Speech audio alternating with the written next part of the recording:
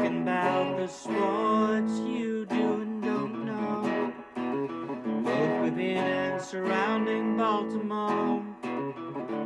Don't ask him about preseason games, oh no, stuff and things in Griffin Basso. Despite it being on the internet, he can call it what he wants, so Glenn Clark Radio, Glenn Clark Radio, Glenn Clark Radio.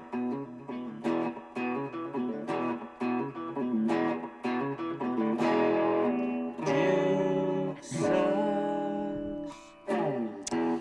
Good morning. It is a Friday edition of Glenn Clark Radio. I'm Glenn. He's Griffin. Stan will be here at some point. He's got some other stuff he's got to take care of. And he's going to try to stop by for a Friday edition of the program. You might notice the wall behind me is butt naked. You finally That is snapped. not because we have officially canned. This is simply because Griffin forgot to put it back up yesterday. That's the answer. I did put it back up. You did not. Did it fall? Sitting right there. Oh, so it fell, I guess. Sure. Well, I think it's a multi-purpose studio. That's the It's real reason. fine. That's the real reason it's not. Well, that's part of the reason. What's the other part? Apparently, I need to reinforce it. Griffin didn't have it back up. Now, No, I don't it know was why up. this It is was up always when I left yesterday. It was back up. great. It was not. So the moral of the story So everything's is, my fault. I didn't say everything. When it's your fault, it's your fault. When it's my fault, it's my fault. It's the way it works. This is the defensiveness that is a trademark of the young. The moral of the story. It's not my fault. Is what I'm. It's definitely your fault on this occasion. On this occasion, it is. The problem is because there's only ever two people's fault, and it's never your fault. No, that's So- not true. When it's my fault, I say this is on me. When I introduce the wrong guest, on me. On me. I acknowledge when it's on me constantly. Lots of times it is. And it pains me. But I do it very quickly because that's the way that accountability works. And the way that accountability works is when there's a butt-naked wall behind me, boring-ass blue wall. It's not on me. And you're right. There are only two of us. So if it's not me...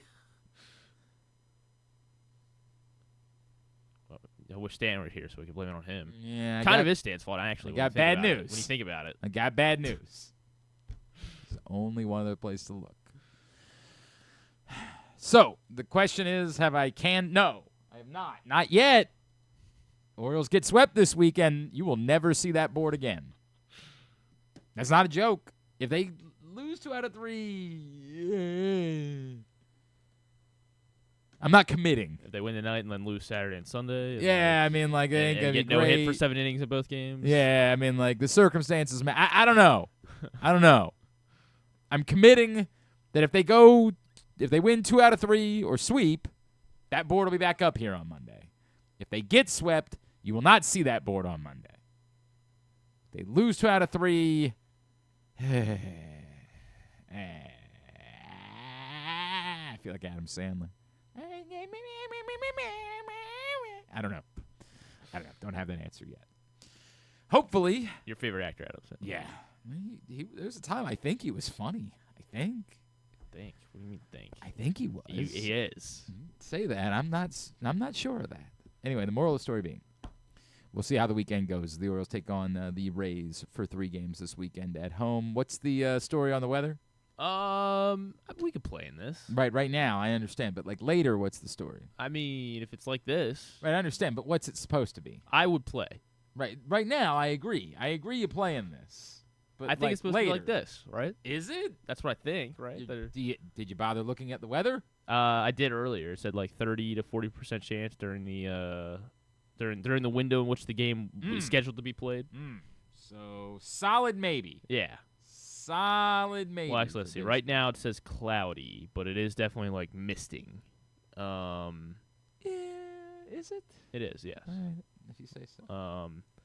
And if you I'll look tell you closely, what. you can see that it is. These old 70 degrees, Precipitating. these 70-degree temperatures. I do like couldn't- that, yeah. Couldn't be more pleasant. I'm sure they'd like to play. And Couldn't be more okay, pleasant. so it says like 15% chance of precipitation right now, and it is precipitating. Yeah, but it's mild. It's And then it's about 40%, 40 to 45% from 5 until until 3 a.m. See. By the way, it's supposed to stay cool all day and then get right back up Yeah, to I know. like I don't know how to understand how that works. 90 tomorrow. Although Sunday doesn't look. I mean, it's just the highs a high of 90 is a lot better than a high of 104. So we'll deal with it. We'll see if they can play baseball this weekend. If they play tonight, the game will be on Apple again. Joining us a little bit later on in the program, Russell Dorsey, who covers Major League Baseball for Yahoo Sports and is part of the Friday Night Apple crew, as well as MLB Network. We'll get his thoughts on the Orioles and the trade deadline. He wrote about that this week for Yahoo. Speaking of the Orioles, you remember earlier in the week, the Baltimore Banner had a story about game day changes to the game day experience that are being made by the club and at the moment are kind of being tinkered with. They're sort of experimenting. A big part of that is new Orioles Chief Marketing Officer Mark Fine, and Mark Fine will join us this morning to tell us a little bit more about that. We'll go down to Norfolk, chat with Cam Weston. And also in a couple of minutes, Joel Corry, former NFL agent, CBS Sports contract analyst and guru, will join us as well. We'll talk to him about the fallout from the collusion decision and what it might mean for Lamar Jackson, who's going to need a new contract. So all of that coming up this morning. Today's show brought to you by Game Day Men's Health in Owings Mills. I was just out at, it's by Game Day Men's Health in Owings Mills, Frederick, and Columbia. I was just out there yesterday, and boy, when I walk in, they're just like, look at him. Look, you look like exactly the same as the last time we saw you. But then they say, but how do you feel? That's what I was wondering. How do you feel? Say, I feel better. I do. Feel better.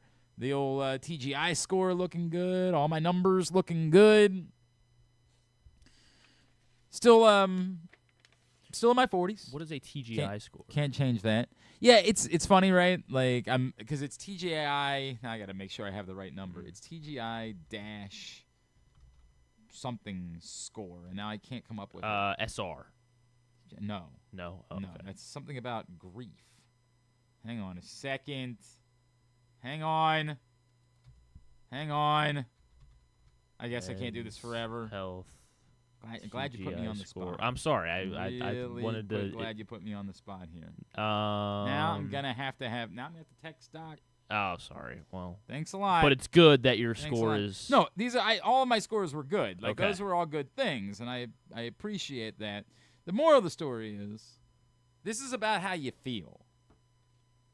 This is about being in your 40s and feeling sluggish and waking up in the morning and your recovery time from typical activities, and all of that can be better. And I'm making it better. I'm taking protein peptides. And I'm going to continue the treatment moving forward because I feel good. You might be low T. And you can get a complimentary testosterone test to find out by going to GameDayMen'sHealth.com and signing up. Or perhaps you're dealing with other problems. You're going to be seeing a video that we made about how they treat erectile dysfunction. And also, you might be dealing with stubborn belly fat. I've been thinking about whether or not that's... I know John Colson here at Pressbox, he's been dealing with that, and it's a conversation that I'm starting to have that it's just not as easy. I find myself saying, I go to the gym every day. And yet there's belly fat I simply can't take off. They're here for you. Game Day Men's Health in Owings Mills, Columbia, and Frederick. GameDayMen'sHealth.com. The phone numbers for Owings Mills, 443-264-4454. Columbia, 443-266-3505. Frederick, 240-931-3717. Game Day Men's Health, where men reclaim their game. I certainly did not watch round 2 of the NBA draft. What? Nah, I know. believe Why it are or we not. tuning in today? I know. I can't believe I don't have. I can't believe it. The only local thought was, is there any chance that Juju Reese was going to get drafted? He does not. And that's what it is, and that's not all that surprising. None of the draft analysts seem to think that he was a top 60 guy. Juju Reese will certainly have the opportunity, much like Jameer Young, to go the Summer League and the G League route and to try to work his way on to an NBA roster. We will see where that is in the coming days.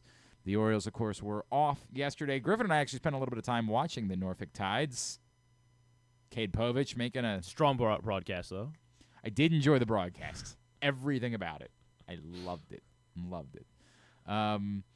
Cade Povich made a rehab start. Didn't go so great. Well, that's why it's a rehab. Yeah, that is true. It is a rehab. You are right about that. Might have been working something else out, you know? Maybe. Yeah. Maybe, considering how good Cade Povich was When he was healthy, yeah.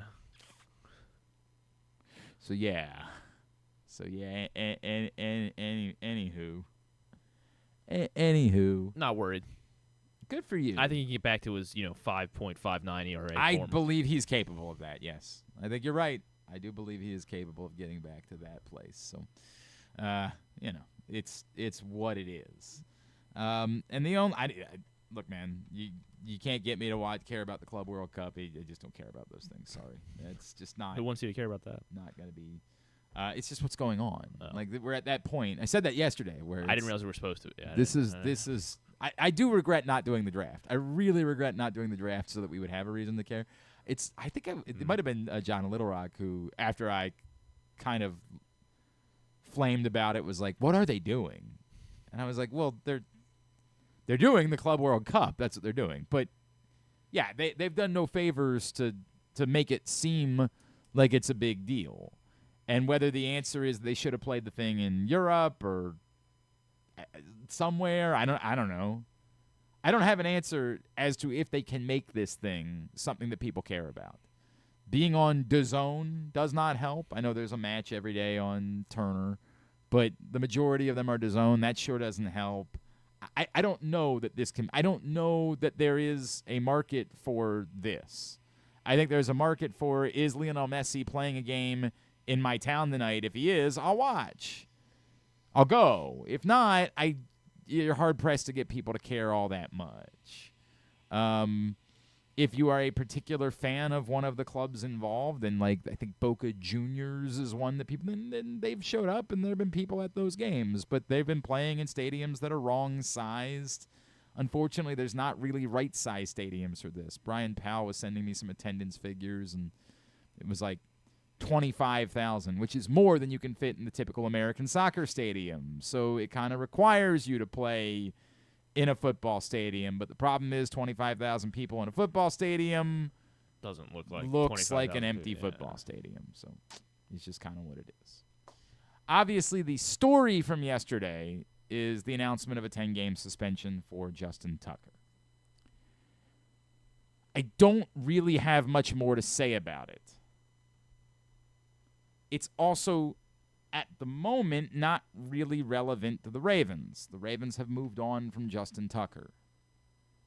The questions, if there are any, that still linger are related to what the Ravens knew, who knew it, and when did they know it.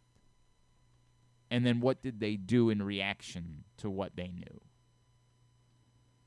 I have poked around a little bit on that topic. I'm not comfortable reporting anything, and so I'm kind of choosing to not share anything that I've heard because I think that's unfair. I know there have been others that have been poking around on that topic. I think it's fair to assume that anyone who was reporting on the behavior of Justin Tucker originally probably had interest in trying to figure out what the Ravens might have known and when they knew it and how they responded to it and who knew it and the whole thing. The Ravens, the parties that matter, have suggested they didn't know. That's what we have. That's all we have at the moment. If in the future there are credible reports, evidence that suggests otherwise, then we're going to react to that.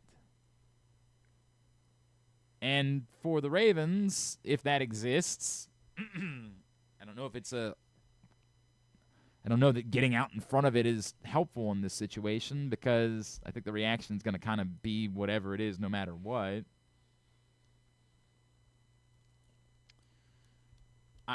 I hope that the Ravens weren't involved in covering up any details of what they knew about Justin Tucker's behavior because he was a good kicker. I hope that's the case. I think there's natural and earned skepticism within the fan base about that. And again, it's understandable. But until we have that proof, I can't react to it accordingly. If the follow-up question for you is, will Justin Tucker ever kick in the NFL again? Here's my answer. Maybe. I think it's easy to dismiss. Well, I'll give you an example. I don't think Wander Franco's ever going to play in Major League Baseball again. As some people pointed out yesterday, even if the punishment he received is kind of like a slap on the wrist, Right. it's actually going to be difficult for him to get a work visa because of it. So even that aspect of it makes it more unlikely.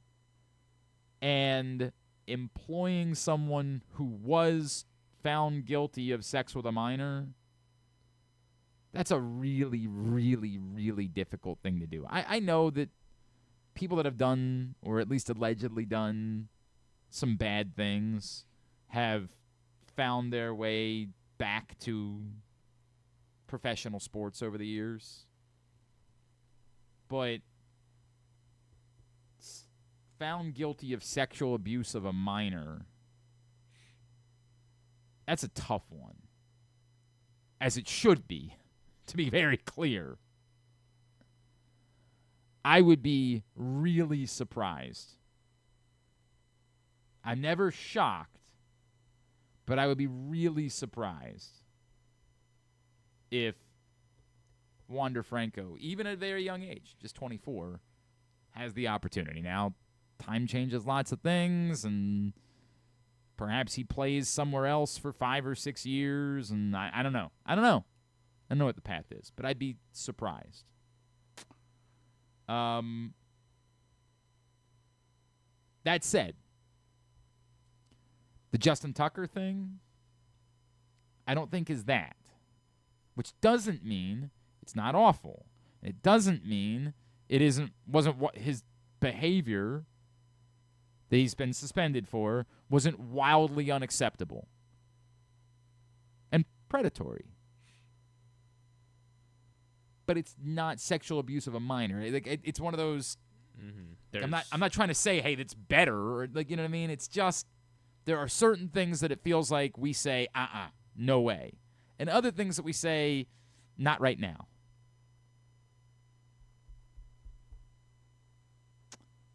The fact that Justin Tucker has still kind of not shown any contrition, like even the statement yesterday was like, well, we can't believe that this is. Yeah, we're just choosing to accept it so that he can move on. That makes it tough too. But again, being practical within a sport where desperation changes a lot of things. Where it's easy to say right now, I don't see how Justin Tucker could be employed, but a team that doesn't have a kicker. Yeah, but then when the Chiefs it's week 12 and the Chiefs have had 3 kicking injuries. Or whoever. I mean, obviously you're using the Chiefs because they're the team that's taking a chance on everyone. They're going to surely be in it. They've had the zero intolerance policy over the years. But whoever it is wants to win, doesn't have a kicker, the arguable greatest kicker of all time is now available and no longer on suspension, and you're in the throes of competing to try to go to a Super Bowl, and your fan base might be inclined to be a little bit more forgiving because of those circumstances. I'd be utterly shocked if it was the Ravens. Completely and totally. But I wouldn't be shocked if Justin Tucker kicked in the NFL again. I wouldn't be shocked if it was this season after his suspension was up. The question of whether or not he should is for someone else to answer. I can't really do that. Again, there's certain things that I know we probably shouldn't be giving someone second chances after. There are other things I'm not sure. I would prefer, I think, for it not to be my team. And I don't think it will.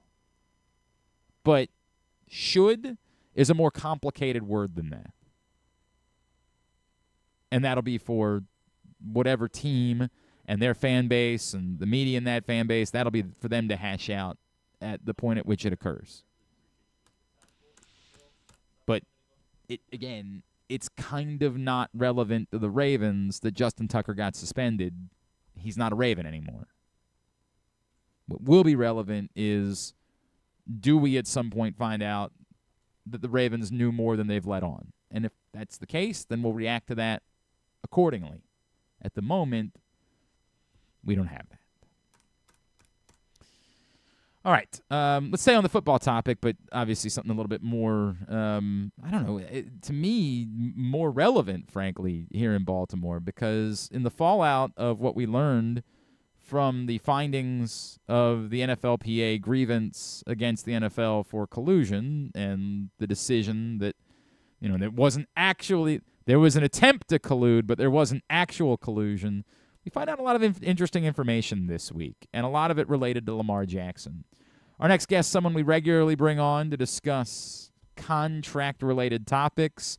He's a former NFL agent. He's with CBS Sports, and he's written a couple of times. He's written about this. He had just written recently about what a Lamar Jackson extension should look like. He is Joel Corry, and he's back with us now here on GCR. Joel, it's Glenn in Baltimore. It's always great to chat with you. Thank you so much for taking the time for us this morning. Sure, no problem. Joel, I have this interesting kind of separated from I read when you had written about what an extension should look like for Lamar Jackson. It made all the sense in the world to me. But knowing now definitively, that Lamar Jackson was looking for a fully guaranteed deal the last time around, is there any thought to you that perhaps he now has more leverage because of what would be a $75 million cap figure next year, because the Ravens wouldn't have the option to tag him again should he get to free agency in a couple of years, and that if he's really hot and bothered about this, he could revisit that concept of a fully guaranteed contract again, particularly perhaps given how all of the parties involved look coming out of this collusion decision release? Yeah, potentially Pablo Torre getting his hands on the arbitration decision may backfire against the Ravens in trying to get a deal done for Lamar, because I could definitely understand if he decided, you know what, that fully guaranteed contract thing, we got to reopen it, because of if he's read the decision. It's not represented by anyone, so Right. It's not an agent who would help him go through it. But assuming that maybe someone at the, no, I don't know if the union would help him with that as well, but it would give him, I would guess, grounds to at least initially ask for a fully guaranteed contract, along with the fact you mentioned his cap number is so high in 2026. And if he played it out, it's like Dak Prescott from the standpoint that he can walk into free agency once his contract expires.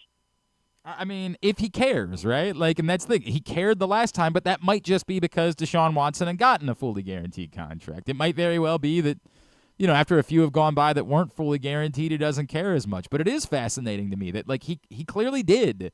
He was pursuing fully guaranteed to the point of, at a time, it looked like he was willing to walk. I don't know if that's something that he cares about. And I wonder if there is any. I think you and I talked about this the last time. I wonder if there is any internal pressure it's interesting that some of this comes from the reaction that there was to Russell Wilson and his unwillingness. But, like, I wonder if these guys get together and talk about it and say, hey, man, somebody's going to have to be the one that goes back to bat for all of this. Well, each time you've had someone step out and get a fully guaranteed contract, the next two guys didn't capitalize on. In 2018, when Kirk Cousins got one from the Minnesota Vikings, the Falcons held the line with Matt Ryan and the Packers with Aaron Rodgers, and it died. So we had the same thing happen in 2022. Now, Lamar could do this as well. Insist upon the fully guaranteed contract, tell the Ravens that if it's not one, it's a deal breaker, and leverage that into some crazy cash flow and team-friendly and player-friendly structure. That could be the strategic decision if he isn't going to go to bat for the fully guaranteed contract. One thing I did find interesting in the decision was that Eric DaCosta wasn't opposed to a shorter-term fully guaranteed contract, that at least the decision suggested he made 2 3-year offers, which were thought to be fully guaranteed. Now, I don't know the dollar value for those 3-year offers. Maybe they were centered around 2 non-exclusive franchise tags and figuring out what the unrestricted year would be worth, and then that wouldn't be anything Lamar would ever consider. But he at least seems open to it on a short-term basis. But Lamar's got 3 years left on his contract anyway, including this year, so that may be harder for the Ravens to even want to go that route unless Lamar sticks a gun to their head. So let's talk about that, like that nuclear scenario, right? Because I would have presumed that the Ravens, knowing that $75 million cap hit is looming, would have wanted to be aggressive this offseason. They have been aggressive. You know, they've gotten a lot of other deals done, whether it's Derrick Henry or Rashad Bateman. If Lamar Jackson is maybe hinting at, I want to revisit fully guaranteed, what would a deal look like that maybe draws out exactly what you're saying? The Ravens need to get this done so they don't have to worry about being up against it next year in that $75 million figure. Lamar wants fully guaranteed. How do you figure this out and make it work for all parties involved if that's the case? Well, before I answer that, I want to make one comment that their most pressing issue should be Tyler Linderbaum, since they didn't pick up the his 5th-year option. really expensive 5th-year option for over $23 million. But putting that aside, Josh Allen really didn't do him any favors. I think Lamar should win the MVP first and foremost, and because you can't be the first-team All-Pro quarterback and not the MVP. That is insane. Inconsistent to me.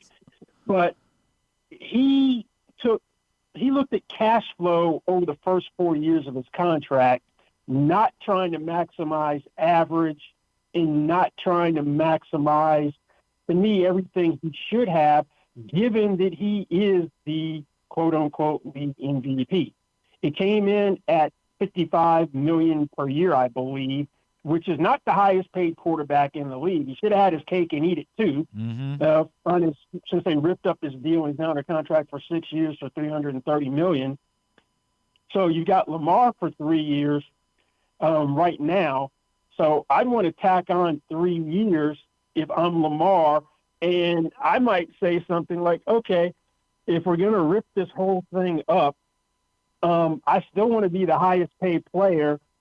And maybe we go 5 years if you don't want to go 6, but it's got to be at least $300 million over 5 years, because Dak is at $60 million per year, and we can fully guarantee it. I'll give you a little break on the overall dollars to get the fully guaranteed contract, but if you don't, then we're talking 65, 66, 67, and I'm not going to cut you any slack next year, because you have the problem, not me.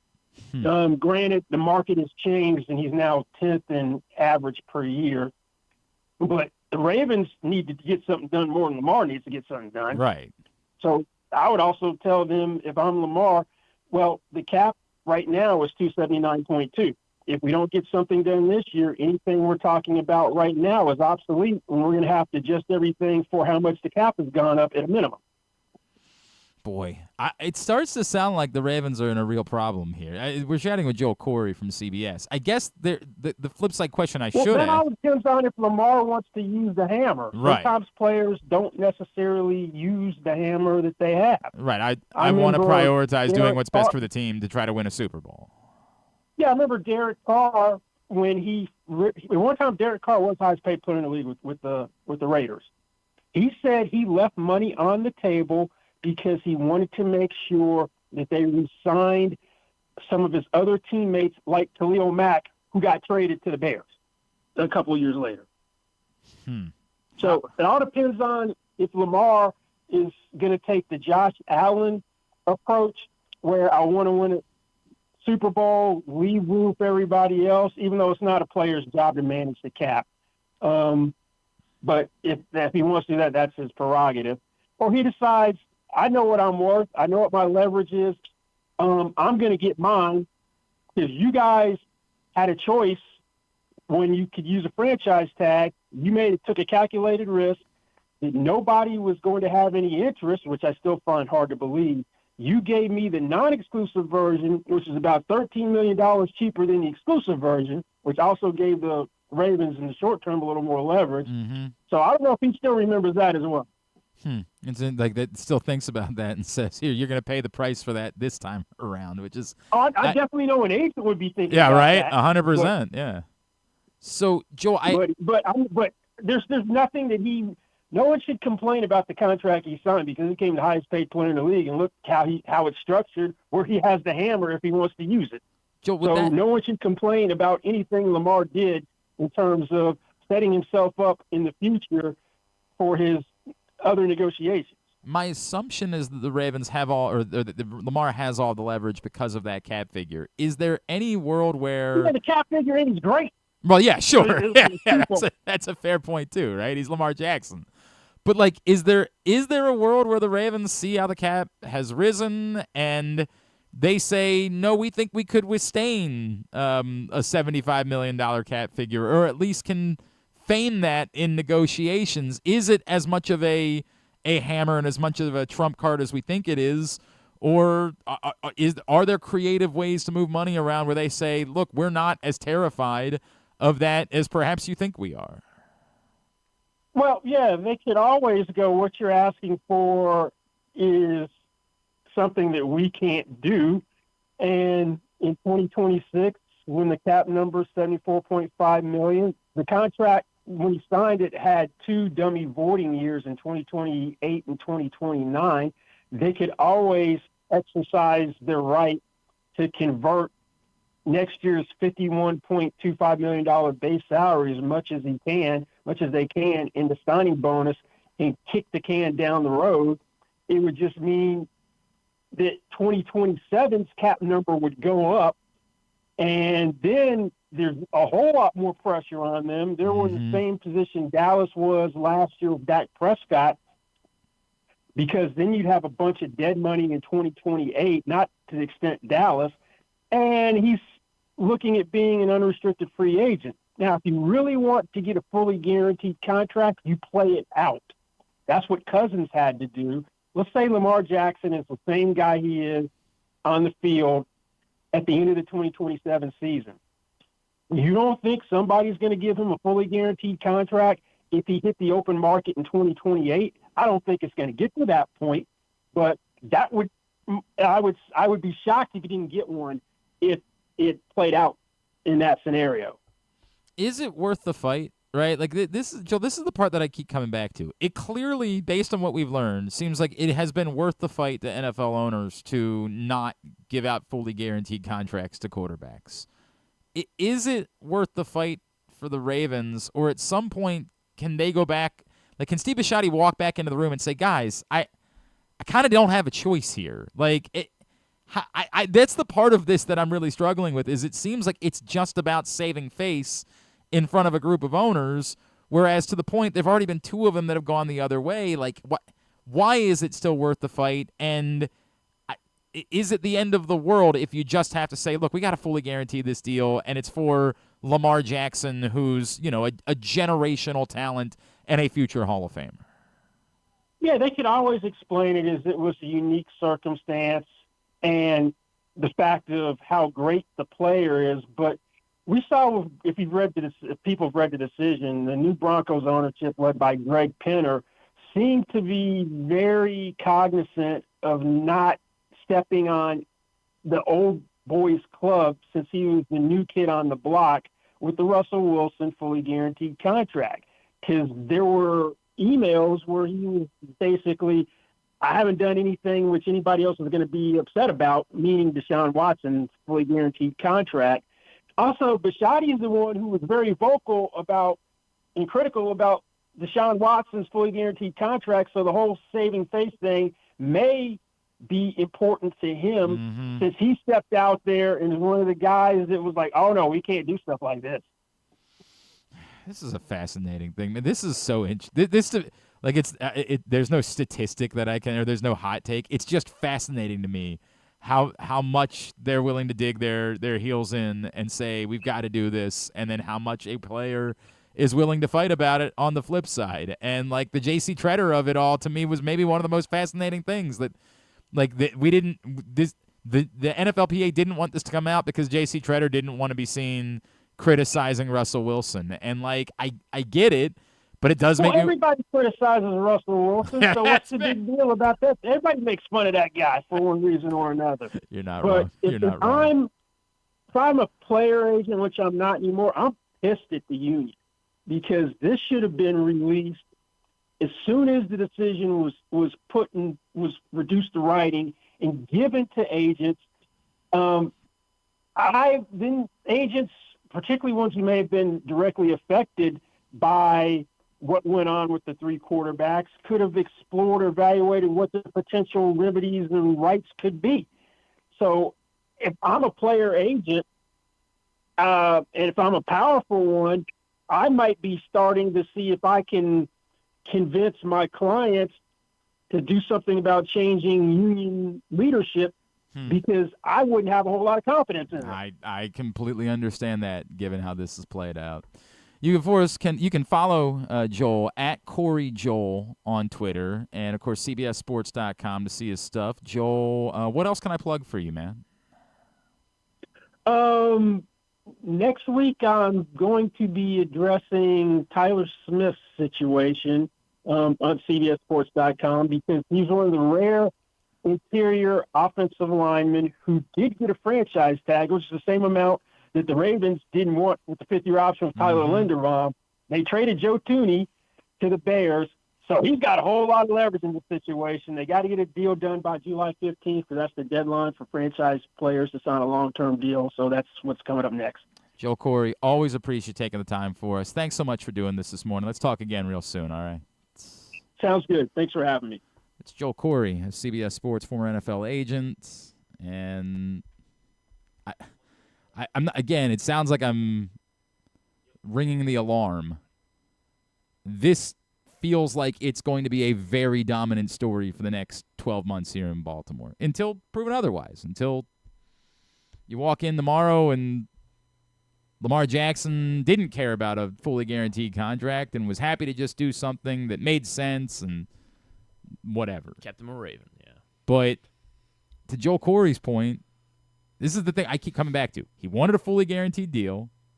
The Ravens played their hand to limit his ability in the market, which was fair play for them, right? Like, they wanted to keep Lamar Jackson. They did the things they felt they needed to do in order to keep Lamar Jackson. Fair play. But if you're Lamar Jackson, how inclined are you to do a favor for the Ravens? And he's the one with the $75 million cap figure looming for next year. And to Joel Corry's point, there is the ability for the Ravens to try to push some of that back, but it just hurts their future caps. The unquestionable best thing for them to do is try to rework Lamar Jackson's deal. Steve Bisciotti was the one who criticized the Browns originally about the fact that they gave the fully guaranteed contract to Deshaun Watson. The answer would seem to be, if Lamar Jackson wants to do a fully guaranteed deal, maybe you have to bite the bullet. instead of having a $75 million cap figure for one player. But if he's drawing a line in the sand and saying, I'm not doing it, we're not colluding, but we've just decided we're not doing that, and I'm not going to be the one that goes against that. It sets up for a hell of a game of chicken over the course of the next 12 months. Wasn't there talk like 6 weeks ago that the Ravens were going to try to address the Lamar Jackson restructuring? I think they are trying to address now, it. right? Now is the time to do it, so you don't have this.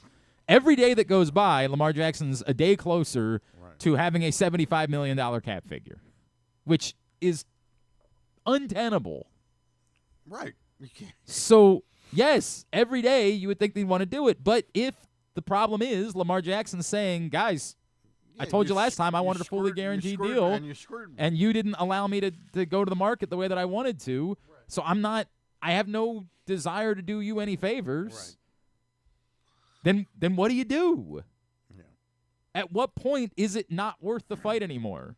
If that's the case. And again, this is all speculative. It might very well be that Lamar Jackson's opinion is not that he's just happy. You get me the play. You went and got me Jair Alexander. That's what I wanted. The way that you got me Odell Beckham. Maybe Lamar Jackson doesn't care that much, but we have definitive proof that he wanted a fully guaranteed contract the last time around. So I don't know. I don't know, man. It's fascinating. Look, it's not like, and again, collusion is not legal. It's not supposed to be. It's not supposed to be legal. Lots of things aren't supposed to be illegal. Stan, but none of these quarterbacks are going to the poorhouse, and that's not to absolve the ownerships across the NFL. But when you say he's not inclined to do them a favor, he's also doing a favor for his teammates. Yes, arguably, you would say there's more money to spend on other players. And again, this is the part, because Lamar Jackson won't ask any or answer any questions about it, which is his right. I'm not criticizing him over that. Right. But we're left sort of saying we can only speculate because of that. And the speculation would be, as Joel Corry lays out, hey, there might still be some hard feelings about the way that it went the last time. Yep. And if that's the case, then he might have the opinion of, I'm not doing you any favors at all. Right, because you this time me last time. Correct. Yeah. And if that's the case, then you're kind of screwed. To your point, Stan, maybe Lamar Jackson is just I just want to win a Super Bowl. Right. That's all I care about. Right. And if that means that I got to, not fight quite as much this time around because it leaves a little more money on the table to go get the Jair Alexander types, the guys that I want, then that's what I'm going to do. But we don't know that, and it seems at the least that he would be more inclined to wait to see how this season plays out. Perhaps. Yeah.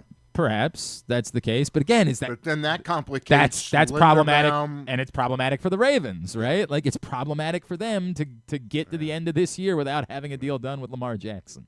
It is. They should have signed Flacco. Yeah, there you go. That would have solved everything. He's unfortunately no longer available, and so don't have your answer.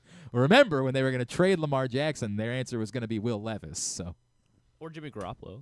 Look at how that could have worked out. Garoppolo, yeah. Do you have the meeting fired up just so we? Yes. Okay. All right. I just want to make sure. Stan the Fan is here on a Friday edition of the program. Good to see you. Good to see you. Everything all right in your life? Yeah. All right. Happy to hear it. Happy to hear it. In just a minute, Mark Fine is going to be joining us, Orioles Chief Marketing Officer. We'll talk more about I'm sure you saw the story in the Baltimore Banner this week. Yeah. Your thoughts on the tinkering of the game day experience overall? Look, I'm at the point, I'm 73 years old. It's jarring to me, to be honest with you. Okay. It's jarring to me, but I understand that that's not the audience that they're plying to. It's a fine, and we're going to bring this up. And it's a needle they're trying to thread, I was out at the PLL on Sunday at Homewood Field, and I was sitting with some of the folks that are involved in decision-making, or standing with them as I was watching. And I did have that conversation. I said, what's the line for the majority of your audience is hardcore lacrosse fans, but you want a bigger audience? what's the line for you in serving the audience that you have versus a larger audience that you want? And it led to a really fascinating conversation about decision-making and the way that we do things and things that we specifically do because we think they're going to be good for the people that are the hardcore lacrosse fans versus the things that we're doing. It is fascinating to me. Ironically, I'm not as old as you are, Stan, but I'm probably closer to your opinion where, like, the game day experience for me is I want to go watch a baseball game. Like, I don't want all the bells and whistles myself. I just want to go watch a baseball game because I like baseball. But to your point, there's a lot of us, but there's a lot of other people that aren't in our category. Let's bring on Mark Fine. I know you're an old friend of Mark Fine's. Well, for full purposes of disclosure, Mark was an intern with me back in the mid-'90s. You taught him everything he knows, is what you're saying. Everything. He would not have. He wouldn't be where he is today without me. Chief Marketing Officer of the Baltimore Orioles, Mark Fine, with us this morning here on GCR. Mark, hey, it's guys. Glenn and Stan. Stan has been saying forever, Mark Fine owes all of his success to me. And I would say, you're probably in complete agreement with that statement, right? Oh, absolutely. Yeah. I mean, that's look, that internship. Well, Stan, if you recall, the internship was in 1996. It was a high school senior project. When I interviewed with Stan a couple months before the internship started, he was at one station. And then when the internship started, he was at a different station. That's a good point. But all turned out really well. And it was a 10 p.m. to 1 a.m. show back on WCBM. And as a high school senior, it was magical to be working those hours. And truth be told is I would go to the baseball game here, a 7:05 game, and then I would take the light rail back to Mount Washington Station and drive over to CBM in Owings Mills to make the shift. So it was a great experience. It's not a What bad I senior used to project. hit Mark up for was to fix me up with his teachers in college. When you were single, yes. Yeah, I was single. Stan was a single man. I would never. And I'm sure would never do that as a married man. I can only course you assume wouldn't. that Mark's response was like, "Yeah, Stan, I'll get right on that," and then never attempted even once. I'm going to assume that was the case. Mark, I just those were good times. Yes, they were. And look, good times. Stan, I remember being on air. I remember you being on air and me being an intern there. It was that 1996 Chris Hoyles game, right? Yeah. Like the Yankees were winning, 13-10 or something, and Chris Hoyles hit a grand slam, and we were on the air that night. I remember as an intern, it was during that period of time. Got a better memory than I do. Ultimate grand slam, 3-2, the whole thing. Yeah. Mark, we're talking about, obviously, the story that we ran in the Sure. banner this week sort of shed a lot of light on what you guys are doing. And I went out to watch the PLL. I know you've got a lot of lacrosse in your background. And I was having a conversation with some of their higher-ups on Sunday about how you walk the line between their primary audience is hardcore lacrosse fans, but they want a much bigger audience than that because that's still a pretty niche group. So how do they walk the line between serving the audience they have versus the larger audience they want? And I'm assuming that's a lot of what you guys are dealing with right now, where there's, crusty old guys like Stan and I that are like, it's baseball. We just want to watch baseball, versus a group of younger people like my producer Griffin, who is more of a baseball person than that, but that do want some more bells and whistles and fun and events throughout the course sizzle. of They want the sizzle. Yeah. Yeah, you're right, Glenn. It is and the PLL guys, the Rabels, Mike and Paul are fantastic. I mean, Paul was one of the best lacrosse players ever, but he's a fantastic commissioner of the league, and they've built an incredible model. And lacrosse they've taken that sport into the mainstream where other kind of fly-by-the-night leagues have not. So that's great that you got to spend some time with them. And Glenn, what I would say is, look back to what Major League Baseball did really recently with the pitch clock, with the ghost runner on second base as extra innings start. Like the number of times that you can throw over to a base when a runner is taking a lead, the number of times that you can visit the mound, the number of times that you can pull, how many batters a relief pitcher has to face before that pitcher can be pulled. Those are things that baseball had to take a stand on in order to evolve the game. And I feel like that's simply, how we're looking at our overall fan experience. A couple things that I want to make mention of is that it's the fans and their post-game surveying and their desire for a bit more energy in the ballpark that we are responding to. We survey after every single game. And we're able to, quantify it by season ticket members and what kind of plan they are versus single game ticket buyers by zip code. All that information that we get and we take action on. Actually, after every homestand, we meet as an organization to talk about how the homestand went. And there are tweaks that you can make, even game by game, homestand by homestand, where we try things. Let me give you an example. And I realize that most fans don't even think about this. I realize that, you come to the game, you're not totally thinking about the business side or what type of music is being played. But I'll give you an example of something that we really wanted to do this year is on Sundays, and I think you're going to see this more even in 2026, is that we have more kids at our games. I think baseball sometimes gets a bad rap. If you go to our games on a Sunday, there's a zillion kids. There's a lot more kids there on a Sunday than you would see, I think, in any other professional sport. And we wanted to bring our kids closer to our players, and we're trying out of having kids take the field with the players. And as our players take the field, they're getting an autograph at the position that they're in. And we've just tweaked like when that happens. So for instance, this Sunday, which we don't normally do, Manzo, we consulted with him and Jennifer Grandal, our SVP of communications, and talked about, well, let's have the guys take the field. The kids are already be out there, but then the anthem plays and first pitch comes right after that, which is not how we do it right now on any other game. It's our guys take the field and they warm up and then it's first pitch. So this is just an example of little tweaks. I think you can hear that we have made some tweaks to our music to be a little bit more lively and energetic and play towards an audience that we think is going to be engaged with it. And that's ultimately what we're hearing from our fans every time they fill out a post-game survey. And we look at that data intensely and adjust sometimes game to game based on what we hear. I would tell you, when you bring up music, Mark, that Stan and I have one particular thing that we are in serious disagreement about. And it's really important to me. We're not messing with the seventh inning, right? Stan's rooting for that. Stan for years Stan hates it. Yeah, I know that he does. Yeah. And we've talked about it. And let me tell you, it's an interesting, point. The seventh inning stretch.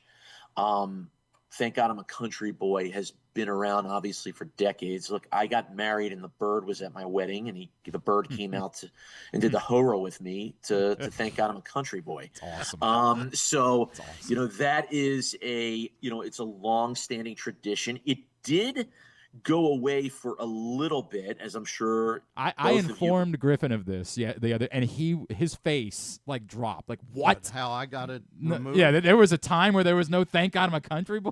There was a time, and Stan, again, you might know the history even better than me. I remember talking to Bill Stetka about this, who's our director of alumni relations.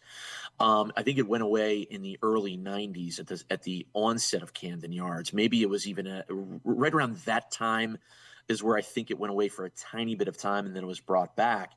But ultimately, at the end of the day, I think we want to look at we want to do what's best for our fans. We want to take their feedback and implement that, understanding, like I had mentioned in the article, that for 43,000 people, you aren't going to please everybody with your music selection, because what we are trying to do is have an eclectic, diverse group of people that come to our ballpark and that feel welcome.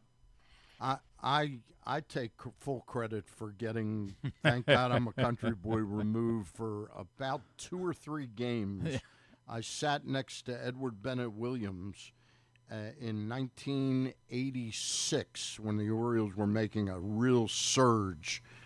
They had fallen way back, and anyway, I was having him on my program the next night, and I stopped by before the game, about a half hour before the game, to reconfirm that he was coming on tomorrow night, and he said, "Come on in," and he ended up inviting me and my friend Lee Lowenfish to sit with him, and I took the opportunity to point out to him how much more excited the fans were when Rick Dempsey's, remember the band with Rick Dempsey singing, and Eddie Murray on bass, and Ralph Salvon on saxophone, Rich Bordy, the pitcher. Anyway, I said, look how much, I just want you to look at how much more excited the fans are during this song and compare it to the 7th inning stretch. So the Orioles were ahead 1-0 in this game. I'll never forget, it was against Cleveland. And then by the 7th inning, we were behind like 4-2. And Country Boy came on, and I see Mr. Williams pick up the phone, and he's talking off to the side, and he hangs up the phone. He said, "I told them to never play this song again." Stan. And Wow. they did not know what the hell hit them in PR. And then so the next couple games, the team went on a road trip like 3 days later, and then Mr. Williams was dealing with health issues. He was gone for a couple weeks, maybe 4 weeks. And somebody said, let's go back to Country Boy. Bring it back. Yeah. But for 2 or 3 nights, that song was removed. It was Stan's it's the happiest mark that Stan's ever been in his life. Something that we'll take a look at in the offseason is that in the middle of the 8th, you have some teams across Major League Baseball. I worked at one of them. I worked at the Mets, where when I was there, we added Piano Man as a tradition. And in the middle of the 8th. And in Boston, they have Sweet Caroline as their song. That's not a middle of the 7th. That's a middle of the 8th. Right. So those are sort of some of the things that we'll look at. I think you're seeing some teams across sports do that sort of karaoke sing-along, like those 2 songs exhibit, and get really into it. And again, I don't think we expect fans to come to the ballpark and be thinking about those things. But these are things that our group here at the Orioles thinks about, because they make it. We feel like they make a difference in the overall experience and having a fun time. When you were applying for the job and got interviewed a couple times by Katie Griggs and then other members of the team, how much of the discussion was about changing game day experience? In other words, did you end up taking the job understanding that was going to be part of your what you had to accomplish?